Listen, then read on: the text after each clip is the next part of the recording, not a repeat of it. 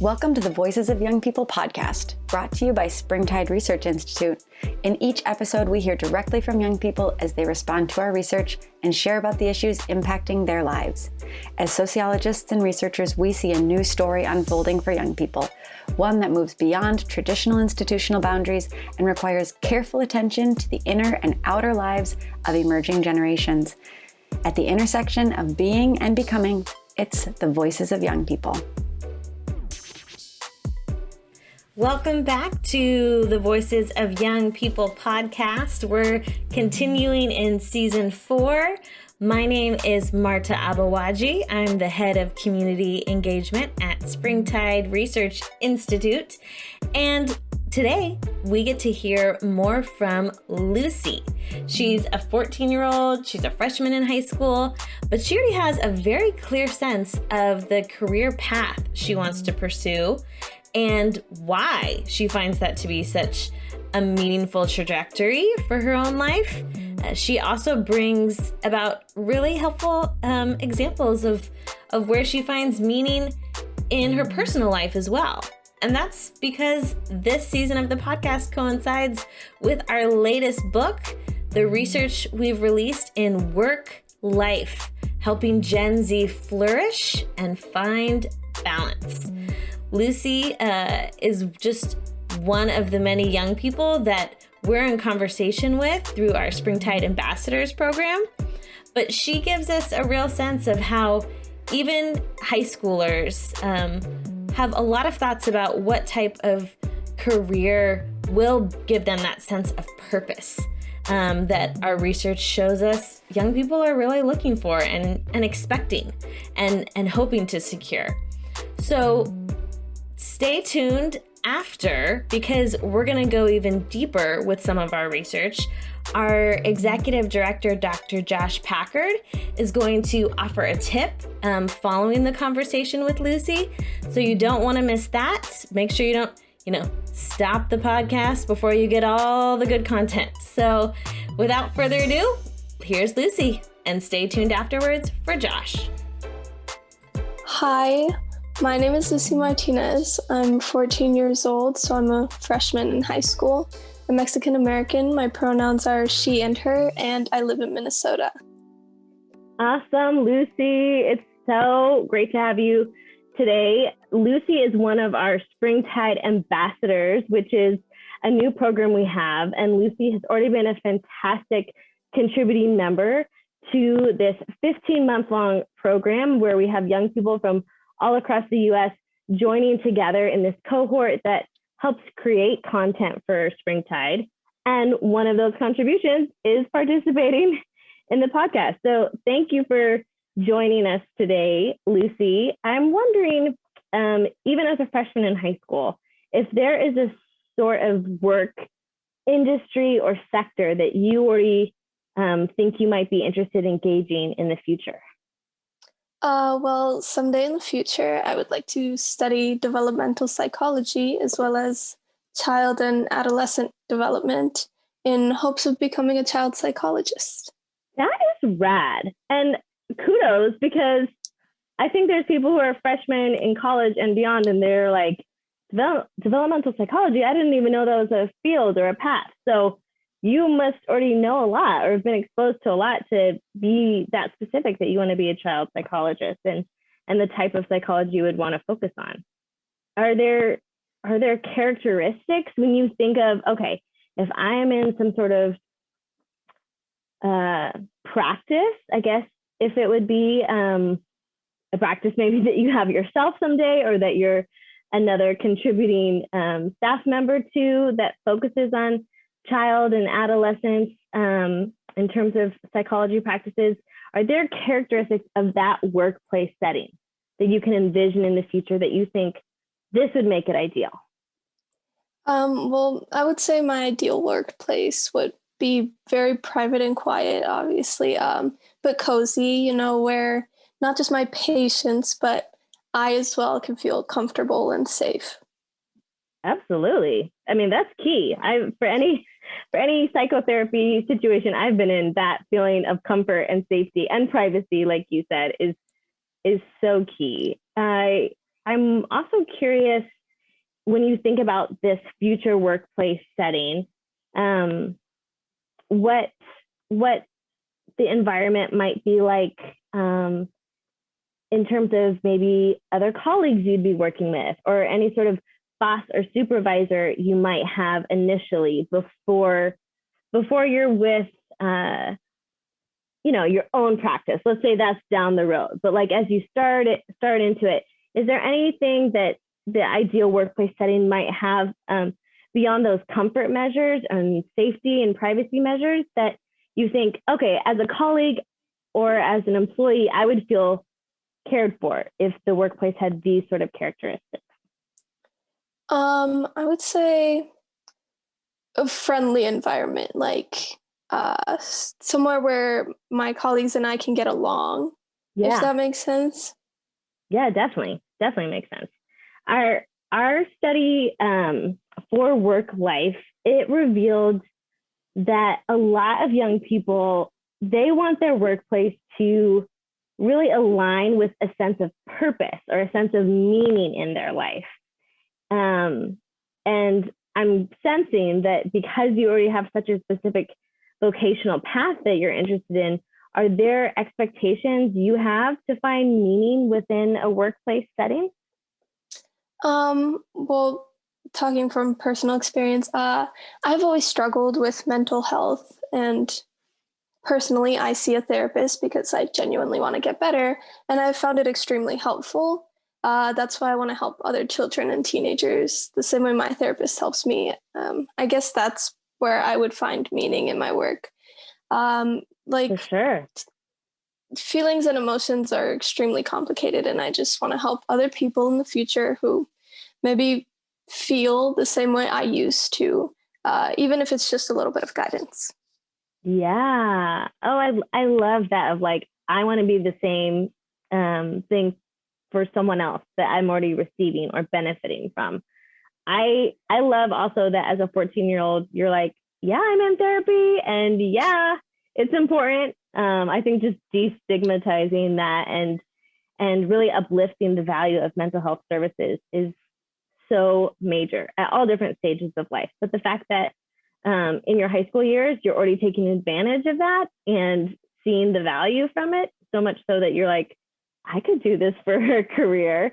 That's really significant. I had my own virtual therapy session earlier today. So virtual high five to you that we're both, even through COVID, taking advantage of ongoing therapy services. That's fantastic. So yeah, that's definitely a sense of meaning in the type of support you want to offer other young people in the ways that you're already benefiting from that now.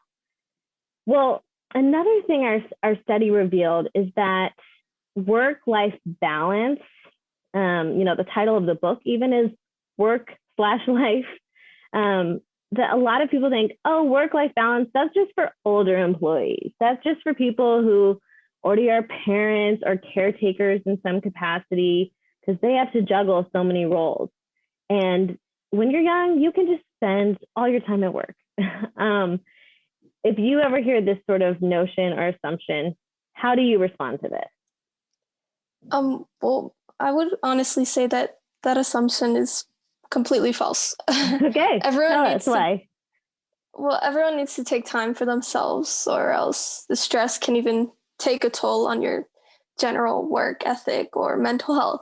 Yeah. It's always good to relax every once in a while, but make sure to keep relaxation and work in a stable balance. I also think that workplaces could help young people to learn to value a work-life balance depending on how stressful the work is. So if your job should be what you want to be doing, if that makes sense. Yeah, that's the ideal, right? And I know that that's not always a luxury or an option that everyone always has. And we try to really take that into consideration in our book and in our research, while also saying, all right, what have young people told us through quantitative and qualitative research about what they want to see happen in workplaces. So I hear you saying it's the assumption is wrong, and it's also the responsibility of the workplace environment or work culture to help employees of all ages, young people or older employees, find that balance. So clearly you see that notion and that assumption as just false for all ages of people, that we really should have work-life balance for 18 and older, or whoever is like fully in their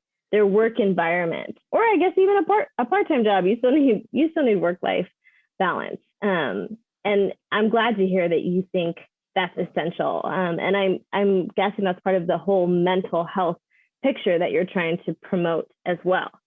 So bosses and supervisors can definitely play a key role in creating work-life balance. And bosses and supervisors or managers, they also can play a role in communicating care for their employees. We've heard that a lot of young people think it's crucial that their boss cares for them as a person, that they don't just care about, okay, this is what you produce for us as an employee. But you, who you are, what you care about is important. And I'm going to communicate that or demonstrate that in a specific way. What are some ways you think a supervisor might make it clear that you have value beyond just producing something? Well, the first thing that comes to mind when I think about how a supervisor could make it clear that I'm valued as an employee is coming to me when they need something, or being able to tell when I want to say something, or asking for my opinion on things. I've always been kind of reserved, more quiet, observant person. But I always have things in my head, and I have always had things that I want to say, but I would much rather prefer other people to speak so that I can gain experience. So that's why I would say just being able to talk to me. So yeah, that is really important to point out, that there's all different personality types, and the responsibility should be on the manager, the boss, to check in with the employee, especially because there's a power dynamic there. Instead of expecting an employee to say, hey, these are some of the things I want to flag for you, for a boss to take that initiative to say, hey, I want to get to know you more. Hey, I want to check in on how things are going. Yeah, and that's great that you know that about yourself, that like, this is how my personality operates. So if someone can start the conversation, then I'll jump in, I'll contribute, but to be asked makes a big difference, is what I'm hearing. Yes. I think that's really important for listeners to know, so people aren't just like, oh, young people, they'll bring up their wants or needs, but no, the person who's leading or managing can really create that atmosphere and pursue young people or young employees in that way. So something else that maybe you've observed that's just true of society at large right now is that people are spending more time at work across all different generations than ever before. You know, that's why they'll have like places where you can do your laundry at work, and you can have all your meals at work. There's so much life, you know, there's daycare centers at work. There's so much that's packed into where you never even have to leave the workplace, which again goes into this work-life balance. So if everyone's spending more time at work than ever before, or in recent memory, at least, of what we've charted, we know you have to find meaning outside of work too. That's great if you can find meaning at work, but what sort of activities, hobbies, passions, projects, maybe even specific communities provide that sense of meaning to you right now, and that you could see still being important in the future? Well, there's mostly just one thing that I'm super passionate about. So like the most important activity in my life is dance. I could Cool. also say theater because I enjoy acting and singing, but if I were to be more specific, it would definitely be dance. It's pretty much the only thing I do in my free time. Uh, on Sundays, I take Colombian dance lessons, which I have done since I was 3. So, So uh, rad. yeah, dance has obviously been a big influence in my life since I have been doing it for such a long time. It's something that I would consider myself good at, which is Yeah. rare. You've been doing it for more than a decade for sure. So, do you see dance being like a grounding place for you long into the future too? Like, it's not something you see yourself stopping when you're 18, just because maybe you're moving into higher education. Do you see it being like a source of meaning and an outlet for you long into the future? Yeah, definitely. Dance has been so important to me because it's been like my coping mechanism. And the Yeah. friends I've made through it are practically like my family. Um, Plus, it's given me so many amazing opportunities. For example, I was able to perform at Ordway, Festival of Nations, along with other events, things like Oh, that. cool. Oh, that's really rad. So, yeah, I'm hearing that it's not just the dance itself that gives you a sense of meaning. A lot of it is the community itself and the people you participate in dance with provide that extra family, like you said, or sense of community beyond your own nuclear family. So, I mean, that's a lot of what our book is about. Is like young people are going to find meaning in a variety of places, work being one of them. So I love hearing those different examples.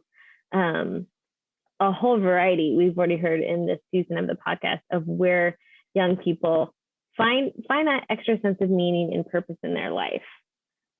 As you think about career decisions, like you're 14, you're already thinking about this. You already know what you want to study, what sort of psychology you would want to focus on. Who do you turn to? Who do you talk to as you consider these different options or paths?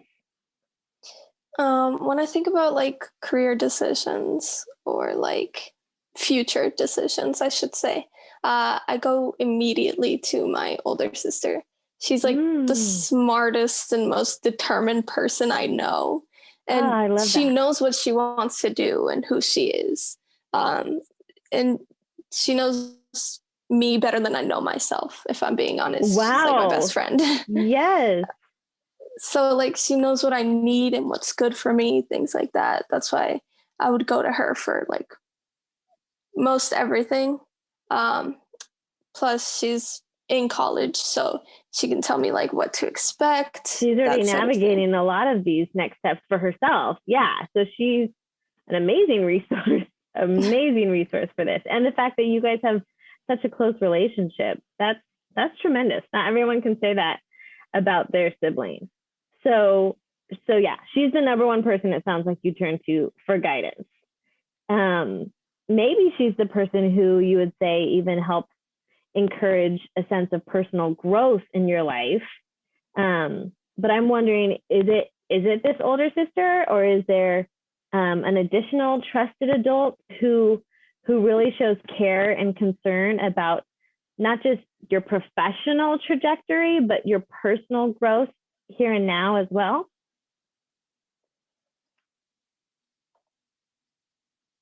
Um, that I think of like adult wise, besides my therapist, obviously, Oh, yeah, it for would sure. just be my sister. Like I know I can tell her anything. And she's exhibited like so much care and concern for me. She has seen me and been there for me while I went through a long and very difficult time in my life. And she continues to be there for me. So, but there isn't specifically anyone There other isn't than an her. additional trusted adult. I mean, you mentioned the therapist a little bit. So your therapist, your older sister are like the key people who check in with you or know you well and are charting these tumultuous seasons as well as helping you look towards future goals and future possibilities. that's awesome that you have those two people at least to point to. They sound super significant. Are there other communities or settings where you feel like this helps foster personal growth? It could be a space that helps you with goal setting or self-discovery, self-improvement, those elements of personal growth.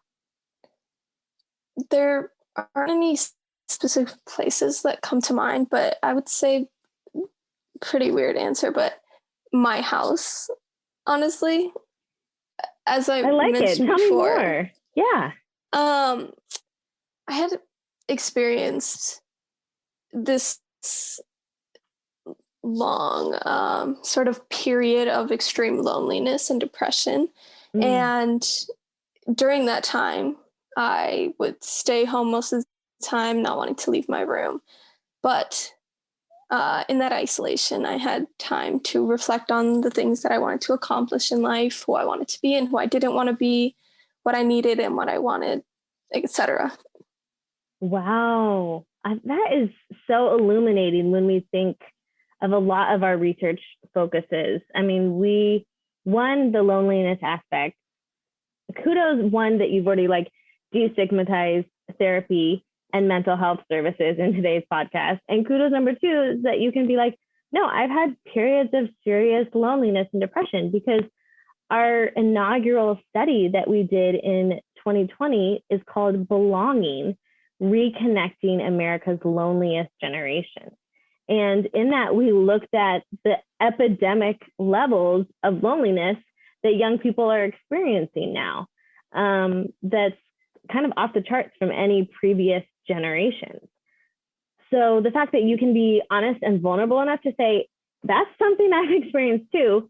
One, I want to say you're sadly not alone. And I say sadly in the sense that it is such high numbers of young people, but it also sounds like you've really found a sense of safety, calmness, or just processing in your own room and home environment. And that gets my wheels turning, because those are future studies we've tossed around at Springtide doing in terms of where young people connect in meaningful places and what is kind of like a sense of sanctuary for them. So yeah, your home bedroom, it sounds like a really important place for that self-discovery and self-improvement. I love that example. This has been really helpful to hear, even where I think adults often discount where a freshman in high school might already be thinking about their long-term goals and future career aspirations. You have such a clear sense of all of this. Is there anything from our conversation today that you just want to make sure to highlight or speak further about?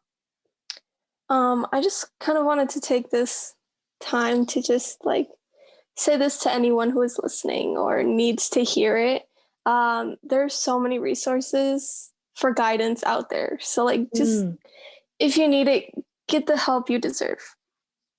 Well said. And a great final word, as you so beautifully highlighted the need and the recognition of mental health, and yes, help and resources are there. So thank you for bringing your story to life for our listeners today, Lucy. And thank you for your work with SAP, our Springtide Ambassadors program. And I know your episode today is going to encourage a lot of young people and adults alike. Thanks for being here. Thank you for having me.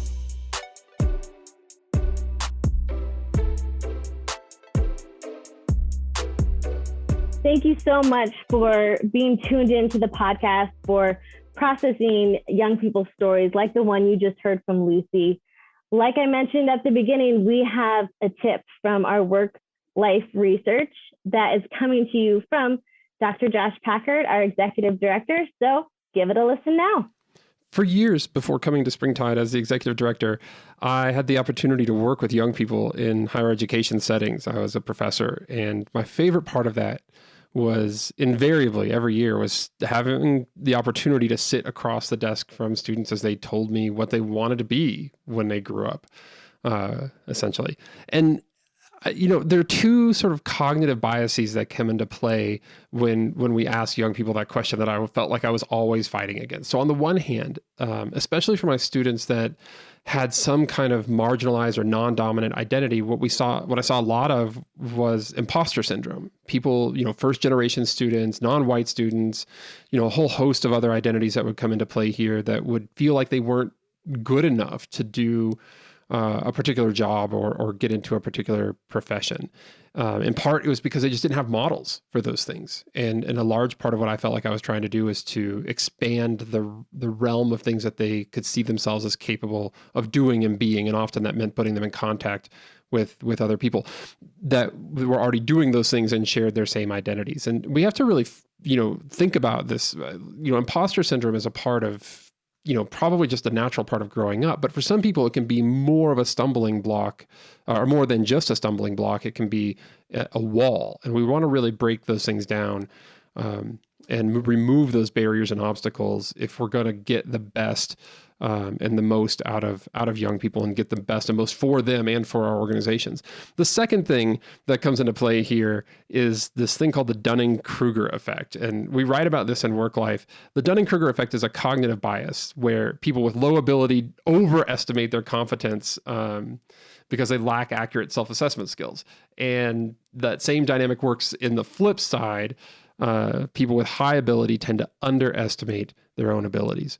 And this is the second thing that I would be constantly trying to do in my office, and that I think employers and mentors would do well to pay attention to with young people, which is helping them to get an accurate assessment of what they're actually capable of in the world. You can see how this goes hand in hand with the imposter syndrome. I think this sort of right sizing of people's expectations and understanding their abilities, not sugarcoating things, not making them think that they can do stuff that they can't, but also not letting them off the hook when you know that they can do more and be more than maybe what they're first coming to you with. Those are the essential key roles that will establish you as a trusted voice in a young person's life, whether you're coming at this as a parent, or as an employer, or as a guide in between those stages as a mentor. We need to make sure that we're sort of nudging and prodding, but not in unrealistic ways. Visit springtideresearch.org to hear more voices of young people and access our full study on young people's expectations and experiences of work, titled Work Life, Helping Gen Z Flourish and Find Balance. Sign up for our newsletter and be the first to learn about our upcoming research. Today's show was produced by Marta Abuwaji and TJ Birnbaum, with original music by high school student Christian Unthank. Special thanks to our guest today and all the young people whose perspectives and insights make our research possible. Remember to find us on social media at We Are Springtide and learn more about our brand new Writer in Residence program at springtideresearch.org. Thanks for listening.